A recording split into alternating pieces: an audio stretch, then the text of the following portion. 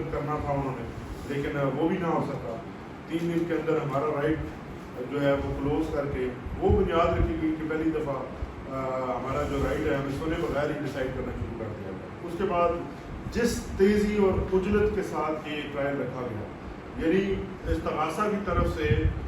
یہ اپلیکیشن آتی ہے کہ ہم اور وٹنسز جو ہیں وہ لانا چاہتے ہیں ریکارڈ میں. پہلے 2 وٹنسز تھے، 5 اور وٹنسز کو ریکارڈ کروانے کے لیے انہوں نے استدعا کی، لیکن عدالت نے بڑے مزے کی بات ہے کہ ان کی استدعا مسترد کی، اور ان کی واحد استدعا جو مسترد ہوئی وہ یہی ہے. اب ہمیں سمجھ آتی ہے کہ شاید کوئی اور منطق تھی اس کے پیچھے، کیونکہ انہوں نے یہ سمجھا کہ ضرورت ہی نہیں ہے، کیونکہ بغیر ایویڈنس کو دیکھے پرکھے ویٹ کیے اس کا وزن دیکھ کے اس کے وزن کے بغیر انہوں نے فیصلہ ایک پری ریکارڈڈ فیصلہ دینا تھا، جو کہ ہم سب نے دیکھا کہ دیا گیا. جب ہماری طرف سے اعتراض آیا کہ بنیادی طور پر ہمیں جب آپ کوئی ایلیگیشن ہم پہ لگاتے ہیں تو ہمارا حق ہے کہ ہم جو ریکارڈ ہے سرکاری ریکارڈ اس تک ایکسیس ہو گئے. ہمیں الیکشن کمیشن آف پاکستان کا ریکارڈ منگوایا، ہمیں وہ اس کی اجازت نہیں دی گئی کہ آپ وہ ریکارڈ کنسلٹ کر سکیں یا وہ دیکھ سکیں. لیکن جب ہم اوپر اسلام آباد ہائی کورٹ پہنچے تو وہاں پہ بھی آپ نے دیکھا کہ ہماری جو پٹیشن ہے اس کی حد تک وہ جو ہے ڈسمس کی گئی. اس کے خلاف ابھی ہم سپریم کورٹ میں ہم نے فائل کی تھی ہماری پٹیشن، ابھی اس کو نمبر لگا تھا کہ یہاں نیچے جس طرح فیصلہ ہو. یہ سارا کیس جو ہے بنیادی طور پر اس کا کنڈکٹ جو ہے یہ بتانا انتہائی ضروری سمجھتا ہوں. میں پہلے آپ کو بتایا کہ یہ پورا نظام انصاف اس کے اوپر مبنی ہے. اب یہ 5 اگست کو جس دن یہ فیصلہ دیا گیا 12:32 پر عدالت سے یہ فیصلہ ہوتا ہے، اور 12:51 پہ میں زمان پارک کے جو ملازم ہیں ان کے ساتھ رابطے میں تھا. میں فون پہ تھا کہ میں نے ان کو بتاؤں کہ یہ فیصلہ آ چکا ہے. جبکہ میں ابھی اس ملازم کو بتا رہا تھا کیونکہ مجھے معلوم تھا کہ خان صاحب کی طبیعت اس دن خراب ہے، خان صاحب کو بخار تھا اور شدید زکام تھا، جس کی وجہ سے وہ میڈیسن لے کر آرام فرما رہے. میں نے ان کو پہلے ان کے اپنے نمبر پر رابطہ کرنے کی کوشش کی، لیکن مجھے یہی سمجھ آئی کہ شاید سو رہے ہیں، آرام فرما رہے ہیں. لیکن جیسے ہی میرا رابطہ ملازم کے ساتھ ہوا، یہ جو انچارج تھا اس کے ساتھ ہوا، اور میں فون پہ بات ہی کر رہا تھا کہ اس نے کہا کہ انتظار رہی کہ یہاں تو پولیس سینٹر ہو گیا، جو کہ میں بالکل سرپرائز تھا کیونکہ ابھی فیصلہ تو یہاں پہ اناؤنس ہوا ہے. تو کس تیزی کے ساتھ جو ریمانڈ ہے، وہ جو وارنٹ ہے جو یہاں سے جاری کیا گیا، جو الیجڈلی اس وقت جاری بھی نہیں ہوا تھا، صرف اناؤنس ہوا تھا، صرف ایک اعلان کے اوپر، کس قانون کے تحت پنجاب پولیس نے زمان پارک کی دیواریں پھلانگی اور اس کے اندر داخل ہوئے اور عمران خان صاحب کے گھر کے اندر اور بیڈ روم کے اندر جہاں پہ ان کی باپردہ خاتون بیگم صاحبہ جو ہے وہ موجود تھی، اس کمرے کے اندر گئے اور ان کے ساتھ بدتمیزی کی گئی. انتہائی ایسی زبان استعمال کی گئی جو عام آپ کسی کو اجازت نہیں دیتے کسی کے ساتھ. تو ایسے مقام والی خاتون جو ہیں جن کی عزت ہے، مقام ہے معاشرے میں، ان کے خلاف استعمال کی گئی، ان کے ساتھ نازیبا الفاظ استعمال ہوئے. اور جو لہجے ہیں وہ لہجے ہمیشہ یاد رکھے جاتے ہیں. ایسے لہجے تھے ان پولیس افسران کے جو جس کو کسی بھی موقع پہ آپ اس کو ایکسپلین نہیں کرتے. اس کے بعد جس طرح سے اب قانون کے مطابق اس ہمایوں دلاور صاحب کی عدالت نے جو فیصلہ دیا تھا وہ تھا صرف اریسٹ کا عمران خان صاحب. اس مقدمے کے اندر کوئی ریکوری نہیں ہونی تھی. میں یہ ریپیٹ کرتا ہوں کہ یہ ریکوری کا کیس نہیں تھا، لیکن جو جتھا وہاں پہ حملہ آور ہوا زمان پارک کے اوپر، پولیس والوں کی وردیاں پہن کر انہوں نے نہ صرف وہاں پہ توڑ پھوڑ کی، عمران خان کے گھر کے جو اشیاء تھیں ان کو توڑا پھوڑا، بلکہ وہاں پہ موجود قیمتی اشیاء بھی اٹھائیں. وہاں پہ کیش اور ان کے ذاتی استعمال کی چیزیں، اس کے اوپر ہم عدالت جائیں گے اور اس کی تفصیلات بھی سامنے لائیں گے کہ اس کے اندر کیا کیا موجود تھا. لیکن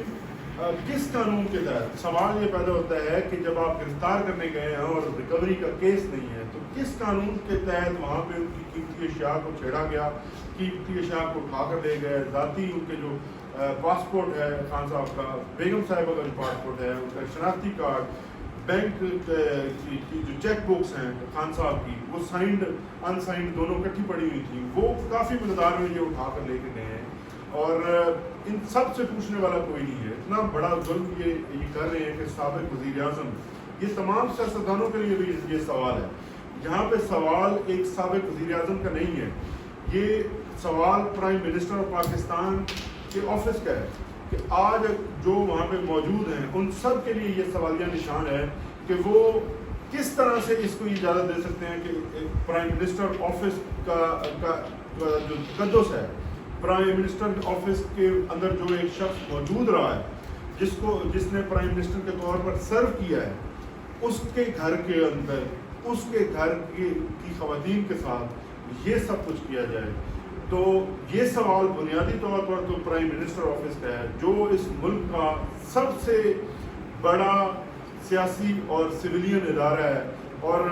اگر یہ کہوں کہ قانون اور آئین کے مطابق پاکستان کا سب سے بڑا آفس ہے تو وہ بھی غلط نہیں ہوگا, کیونکہ تمام ادارے, تمام منسٹریز وزیر اعظم پاکستان کے دفتر اور وزیر اعظم پاکستان کے تابع ہوتی ہیں, اور یہی قانون ہے. اگر اس قانون کی منشا اور اس قانون کی جو اپلیکیشن ہے, اگر آپ نے اس کو دیکھنا ہے اور اس آئین کی سربلندی آپ چاہتے ہیں اور کسی طرح سے چاہتے ہیں کہ یہ نظام سیدھی طرح چلتا رہے, تو یہ آپ کو پوائنٹ سب کو اٹھانا ہوگا کہ وزیر اعظم کے دفتر کے ساتھ جو کھلواڑ کیا گیا, سابق وزیر اعظم جو 1 سال پہلے وزیر اعظم تھا, اس کے بعد جس طرح سے اس کو گرفتار کیا گیا اور ابڈکٹ کیا گیا, 1 دفعہ نہیں 2 دفعہ کیا گیا, تو اس کے اوپر اگر قوم نہیں جانے گی, قوم نہیں سمجھے گی, آج بھی نہیں سمجھے گی اور نہیں آواز اٹھائے گی, تو شاید پھر ہم سب بطور قومی اور تاریخی مجرم کے طور پر جانے جائیں گے.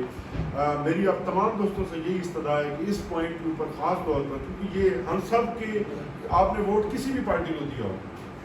جب آپ وزیر اعظم بن جاتے ہیں تو وہ پورے پاکستان کے وزیر اعظم ہوتے ہیں, تو سب کے وزیر اعظم رہے ہیں, وہ سب کے وزیر اعظم کی عزت اور تکریم کا سوال ہے, ہم سب کو اس کے اوپر آواز اٹھانی چاہیے. اس کے بعد آ جاتے ہیں کہ جیل کے اندر جس طرح سے عمران خان صاحب کو رکھا گیا, وہ تفصیلات جو چونکہ ہم سب میں سے صرف نعیم حیدر صاحب کی ملاقات ہوئی ہے, اندر کی جو تفصیلات ہیں وہ یہ آپ کو پہلے بھی کچھ بتا چکے ہیں, آج بھی تفصیلاً آپ سے یہ گفتگو کریں گے, لیکن میں آپ کو صرف ایک چیز بتانا چاہتا ہوں کہ سابق وزیر اعظم پاکستان اور اب ایک سینئر پارلیمنٹیرین کے ہوتے ہوئے جو جیل رولز کا 243 رول ہے, اس رول کے مطابق عمران خان کو ایسی کسی فیسلٹی یا ایسی کسی جگہ پر نہیں رکھا جا سکتا جہاں پر ان کے اسٹیٹس کے مطابق جو ضروریات ہیں وہ موجود نہ ہوں. یہاں پہ اگر ہم ان کی جو ضروریات ہیں یا ان کے اسٹیٹس یا جس کلاس کے اندر ان کو رکھا جا رہا ہے اس کی جب ہم ڈیمانڈ کرتے ہیں تو کوئی ہم بھیک نہیں مانگ رہے کسی سے, ہم کسی سے کوئی فیور نہیں مانگ رہے ہیں, ہم کسی کو یہ نہیں کہہ رہے کہ آپ آؤٹ آف دا وے جا کر ہمیں اس کے اوپر فیور دیں. تو پہلے بھی آپ کے پاس تفصیلات آ چکی ہیں کہ مشکل ترین حالات جن کے اندر ان کو رکھا گیا ہے, ان کے اوپر جو ان کا سٹانس ہے وہ آ چکا ہے آپ کے میں. لیکن ہم صرف یہ چاہتے ہیں کہ قانون کی سربلندی کے لیے ہماری جنگ ہے, تو اگر قانون کے اندر ایک سٹیٹس ایک پارلیمنٹیرین کو, ایک سابق پرائم منسٹر کو اگر دیا گیا ہے تو پھر عمران خان کو بھی وہ ملنا چاہیے. یہ عمران خان کی ذات کا سوال نہیں ہے, یہ عمران خان کے اس عہدے کا جو انہوں نے رکھا اس ملک کا کے آئینی دفاتر میں سے وہ سب سے اہم ہے. جیسے میں نے پہلے کہا, اس آئینی عہدے کے تقدس کو سامنے رکھتے ہوئے عمران خان کو ان کا حق ہے کہ ان کو بہتر فیسلٹیز کی جگہ پر رکھا جائے, ایسی جگہ پر رکھا جائے جہاں پر ان کی جو بنیادی ضروریات ہیں ان ہائیجینک, ان ہیلدی اور ایسی جگہ پر نہ ہو جہاں سے ان کی صحت کی خرابی کا خدشہ ہو. سب سے آخری جو چیز آج عدالت کے اندر جو میں نے رکھی, بشرا بیگم صاحبہ نے اس خدشے کا اظہار کیا اور انہوں نے ہماری ڈیوٹی لگائی ہے کہ ہم عدالت کے اندر بھی اس کے اوپر بات کریں اور میڈیا کے ساتھ بھی اس تفصیل کو شیئر کریں جو خدشہ ہے ان کا. انہوں نے یہ خدشہ جب ظاہر کیا ہے کہ عمران خان صاحب کو جیل کے اندر جو کھانا دیا جا رہا ہے اس کھانے کے اندر سلو پوائزننگ کرنے والی چیزیں جو ہیں, جو پوائزنز ہیں, جو زہر ہیں, وہ دی جا سکتی ہیں جس سے ان کی جان کو شدید خطرہ ہے. ہم نے دیکھا ہے کہ آل امپورٹنٹ کیسز کے آئیوز ڈاکٹر رضوان صاحب جس طرح سے ان کی ڈیتھ ہوئی، اور اس کے بعد مقصود چپڑاسی جو ایک بہت ہی اہم کیس کے اندر ایک وٹنس تھے اور ایک ملزم بھی تھے، ان کے ساتھ جس طرح سے ہوا، اور بھی مثالیں یہاں پر موجود ہیں کہ لوگوں کو سلو پوائزن کیا جاتا ہے. تو ہمیں خدشہ ہے کہ عمران خان صاحب کو سلو پوائزن کیا جا سکتا ہے، اور اسی خدشے کو مد نظر رکھتے ہوئے آج ہم نے کورٹ سے استدعا بھی کی ہے کہ ہمیں یہ ان کا بنیادی حق ہے، جیل رولز کے مطابق بھی اور ادروائز بھی، بینگ ایکس پارلیمنٹیرین بھی ان کا یہ حق ہے کہ ان کو خوراک ایسی دی جائے یا وہ اپنے گھر سے وہ ان کو اجازت دی جائے کہ جو محفوظ ہو. باقی جو تفصیلات ہیں نعیم صاحب آپ کے ساتھ شیئر کریں گے.